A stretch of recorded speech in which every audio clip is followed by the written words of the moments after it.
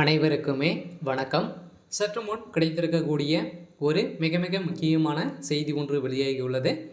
சற்று முன் கண்ணீருடன் உதயநிதி ஸ்டாலின் சனாதன வழக்கில் சிறையில் அடைப்பு, இது மாதிரி செய்திகள் வெளியாகிருக்கு.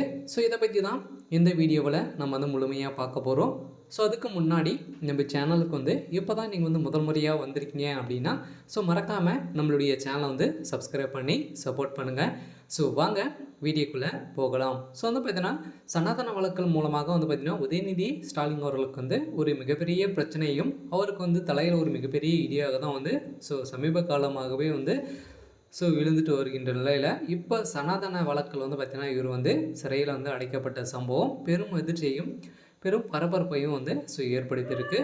இருந்தாலும் பார்த்தீங்கன்னா ஏற்கனவே சனாதன வழக்கில் நீதிமன்றத்தை நாடி உதயநிதி ஸ்டாலின் அவர்களுக்கு ஜாமீன் கொடுத்து இப்போ ஜாமீன் அடிப்படையில் தான் பார்த்தீங்கன்னா உதயநிதி ஸ்டாலின் அவர்கள் துணை முதல்வராக இருக்கார் இல்லையா. இருந்தாலும் துணை முதல்வராக இருக்கார். இதன் அடிப்படையில் தான் திமுகவுடைய அரசு எந்த ஒரு நடவடிக்கையும் எடுக்காத நிலையில் தான் பார்த்தீங்கன்னா இப்போ அதிரடியாக இந்தியா முழுவதுமே இருக்கக்கூடிய மாநிலங்களில் பார்த்தீங்கன்னா மக்கள் அனைவருமே திரண்டு போராட்டத்தில் இறங்கி இப்போ அதிரடியாக ஆனந்த் வெங்கடேஷ் அவர்கள் பார்த்தீங்கன்னா இறுதி தீர்ப்பாக இவர் சிறையில் அடைக்கணும் அப்படின்ற மாதிரி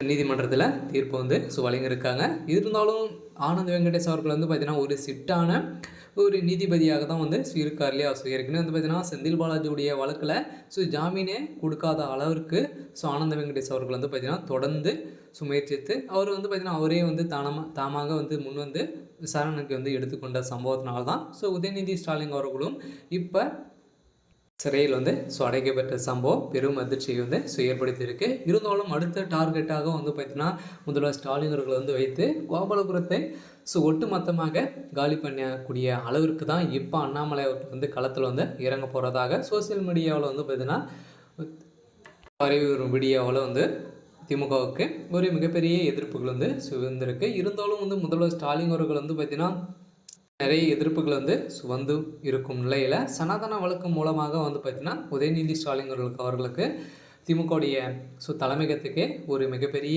இடியாக தான் வந்திருக்கும் நிலையில் இப்போ அது பெரும் அதிர்ச்சியில் திமுகவுடைய தலைமையகமே இருக்குது. இருந்தாலும் உதயநிதி ஸ்டாலின் அவர்களை சிறையில் அடைக்கப்பட்டு 3 ஆண்டுகள் சிறை தண்டனை வழங்கியிருக்கும் நிலையில் இருந்தாலும் அவர் ஜாமீனில் வெளிவரத்துக்கான வாய்ப்பு இருந்தால் கூட மக்கள் அனைவருமே இந்தியா முழுவதுமே இருக்கக்கூடிய இந்து மக்கள் இடையே நிறைய மத கலவரங்களை செய்யக்கூடிய அளவிற்கு தான் உதயநிதி ஸ்டாலின் அவர்கள் மத கலவரத்தை ஏற்படுத்தியிருக்காரு. இதன் அடிப்படையில் பார்த்தீங்கன்னா நீதிமன்றம் அதிரடியாக இறுதி தீர்ப்பாக வழங்கி இப்போ சிறையில் அடைக்கப்பட்டிருக்கும் சம்பவம் பெரும் அதிர்ச்சியை ஏற்படுத்தியிருக்கு. இருந்தாலும் என்ன நடக்க போகுது அப்படின்றத வெயிட் பண்ணி பார்க்கலாம். இது மாதிரி செய்திகளை தெரிஞ்சுக்கணும் அப்படின்னா மறக்காமல் நம்மளுடைய சேனலை சப்ஸ்கிரைப் பண்ணிக்கோங்க. தேங்க்யூ.